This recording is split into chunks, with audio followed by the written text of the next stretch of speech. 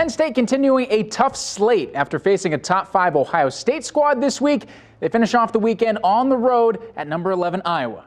Luke Garza is a guy you always hear about with the Hawkeyes, but he was sure to call his own number loud enough for the people in the back. Looks like Iowa was headed for a rout. They got it to a 19-6 lead, but Penn State, as resilient as John Cusack, and say anything. Miles Dredd connecting on his third triple of the half. Penn State would lead by 5 at the break. Second half, more boombox still over the head. No fear, Jamari Wheeler giving the Nittany Lions a 7-point lead. But this Garza kid, he's like watching that old grainy footage from the 60s, you know, that hoop stuff, throwback big. Right here, becoming Iowa's all-time leading scorer. Then it's Jordan Bohannon hitting this one from an unworldly distance. Iowa able to save off Penn State. They take it 74-68. Now, how do you like this for a backdrop? No, that's not your buddies on a ski trip, and you're wondering how they're affording it, but rather how the Flyers are playing hockey over on Lake Tahoe. The NHL breaking new ground on new locations. And I mean, just look at this jaw-dropping view, about as cool of a scene as you will see in sports. Flyers themselves looking to get their first win versus Boston this season, 0-4 up until this point. But the Bruins wasted no time getting on the board, quite literally the first minute, 34 seconds to be exact. David Pastrnak striking first. Flyers getting their own offense going. Check out the perseverance from the group, not once, not twice, but 3 different tries. Sean Couturier finally able to work it in off the rebound.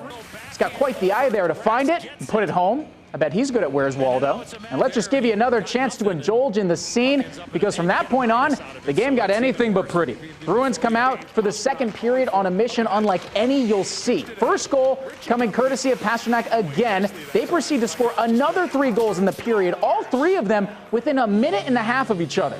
That's a straight-up onslaught. Flyers fall to 0-5 versus Boston this season with a 7-3 final. Sixers in Tampa taking on the Toronto Raptors. Yes, that is not a typo. Still can't play in Canada, so instead they're in the opposite, Florida. Check out that funky stroke there from Chris Boucher. No relation to Bobby. It goes in, though. This one was tight with 8 minutes left, like you saw. 3-point game. But the Raptors get a couple buckets. Meanwhile, the Sixers couldn't throw one in from anywhere. They go on a drought of 8 minutes without a field goal, and it was a killer, like you'd imagine. Crazy stat alert. Sixers now 5-25 in their last 30 meetings with the Raptors. They fall 110-103. There is something to be said about the inevitable, things you just have no control over. Like while you're walking in the frozen food section, you're getting that DiGiorno pizza. Might not be for tonight, but you're getting it, and there's nothing you can do about it. Now, Novak Djokovic, he's that deep dish Chicago when it comes to the Australian Open. 8 titles, and get this, when he's the top seed, 41-0 all time. Him, on that court, it's inevitable.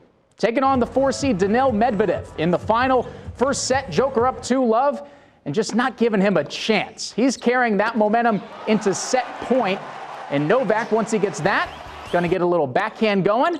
Daniil going to leave it short on the net. A close back and forth, but Joker takes it 7-5. Here we are in the second set. More of Medvedev, leaving it long this time. And he reacts like Dad forgot to pick up taquitos at Costco. Frustration boiling over, but that's just what the Joker does, both in the movie and on the court. And how about some style points to bring this baby home? Over the shoulder for match point victory. Falls to the ground, and he's done it again. 9th Australian Open title for Novak Djokovic, 7-5, 6-2, and 6-2 again. And how about that sight? An actual crowd. Can barely remember what that looks like. Djokovic gets the title. It has been definitely one of the emotionally most challenging Grand Slams that I've ever had, with everything that was happening, you know, injury and off-the-court stuff, quarantines, and has been, at least to say, a roller coaster ride in the last, 4 weeks. That's your look at sports. We'll be right back.